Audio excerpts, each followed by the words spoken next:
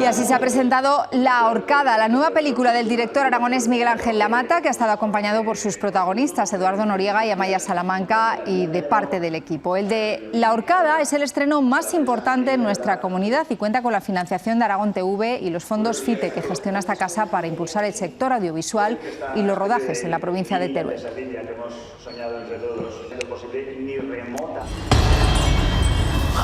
No era mi novia, solo nos veíamos de vez en cuando. Al principio de la película, sobre todo mi personaje no sabe muy bien lo que está sucediendo. Él no quiere pensar que hay nada extraño porque él no cree en las presencias, no cree en ese tipo de cosas.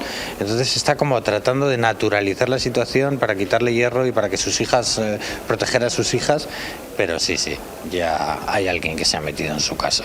¿A ti? Y ese alguien es ella, el personaje que interpreta a Amaia Salamanca y que la llevará de la luz a lo más profundo de las sombras.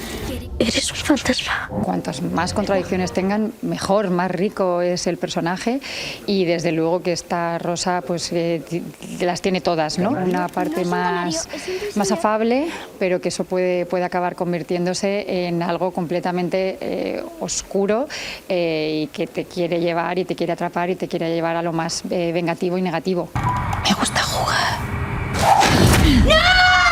La historia de La Horcada sale de la pluma de la aragonesa Maite Navales. Lamata la ha adaptado haciendo realidad lo que siempre ha soñado hacer en el cine: terror. Creo que al espectador le gusta pasar miedo. A mí me gusta pasar miedo. El miedo es algo que nos define como individuos y como sociedad.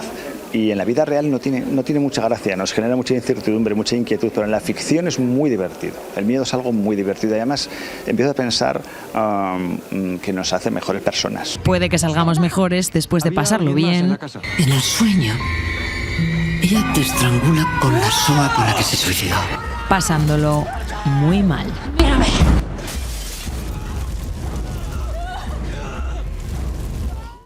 Aragón TV con el cine aragonés.